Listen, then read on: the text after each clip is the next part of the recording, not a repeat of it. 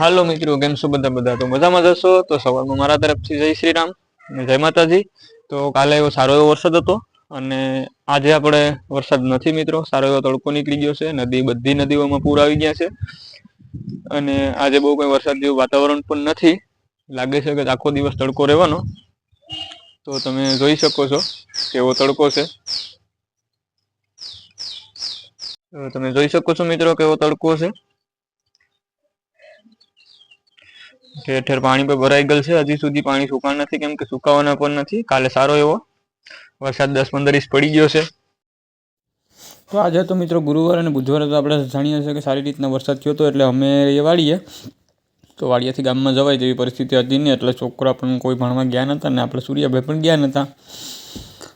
તો આજે તો ભણવા જવું જ પડશે મિત્રો, એટલે સૂર્યાભાઈ થઈ ગયા તૈયાર ને હા પાડે છે ભણવા જવાની કે ભાઈ મારે તો ભણવા જાવું, મને કંઈ પ્રોબ્લેમ નથી ને આજે કોઈ રસ્તા ઉપર પાણી પણ નથી।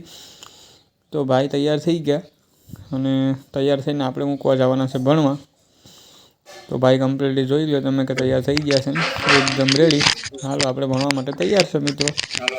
તો ભાઈ થઈ ગયા તૈયાર એટલે આપણે ગાડી કાઢી લીધી અને ગાડી કાઢીને ગયા ભણવા મૂકવા માટે। તો વ્લોગમાં બન્યા રહેજો, આગળ તો હું તમને બતાવીશ। તો મૂકીને આવું છું પાછો ફરી, તો મિત્રો ક્યાંય જાતા નહીં, બ્લોગમાં બન્યા રહેજો।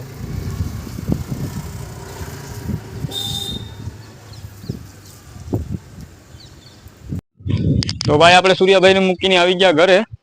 તો ઘરે આવ્યા તો ઘેરથી કીધું કે ભાઈ ટાંકો તો ભરવો પડશે, કેમ કે 2-3 દિવસથી ટાંકામાં પાણી ઓછું હતું અને લાઇટ પણ આવી નથી। આપણે ટાંકો ભરતા હતા, બતાવું કેવી રીતના। તો આપણે ભરી લીધો ટાંકો ભરી લીધો એટલે બાપા કહે તો પેલા કુંડા પર ભરી દેશે ભાઈ, કેમ કે કુંડા નહીં ભરાય તો ઢોર પાણી વગરના તરસા મરી જાય, એટલે આપણે ભરી લીધા કુંડા। આ છે અમારી વાડીની મેન મોટર મિત્રો, આના થ્રુ વાડીમાં આપણું પાણી કાઢતું હોય છે। જોઈ શકો છો કેટલું પાણી કાઢે છે। તો પાણી કુંડા ભરી લીધા, બાપા કે પહેલાં સોરા વીણી લ્યો, એટલે આપણે આવી ગયા ખેતરમાં આવી રીતના વિરક મિત્રો સોરા વીણવાના હોય છે, જોઈ લો તમે। ફટાફટ આપણે વીણી લીધા સોરા ને સોરા વીણીને ભરી લીધું તગારું, જોઈ લો આવી રીતના સોરાને કાકડી ભેગી કરી લીધી। સોરાને કાકડી ભેગી કરીને આપણે નીકળી ગયા ઘર તરફ। તો ઘરે આવીને જોયું ત્યાં બનતું હતું બટેટાનું શાક। તો મિત્રો બટેટાનું શાક ખાવું પડશે,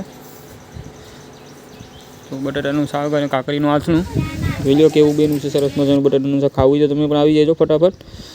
અને બહાર મિત્રો જોયું તો ઝીણો વરસાદ તો ચાલુ થઈ ગયો હતો અને આ સકલા પણ જો સરસ મજાના કેવા દાણા ખાઈ રહ્યા હતા। તો ફરી તડકો હતો ને ફરી પાછો વરસાદ આવી ગયો, ક્યાંથી એવું ખબર નથી, પણ આવ્યો એ પાક્કું છે મિત્રો। તો મિત્રો આજના બ્લોગમાં બસ આટલું જ, ફરી મળીશું નવા બ્લોગ સાથે આવતીકાલે, ત્યાં સુધી મને રજા આપશો। તો બધા મિત્રોને જય માતાજી, બાય બાય।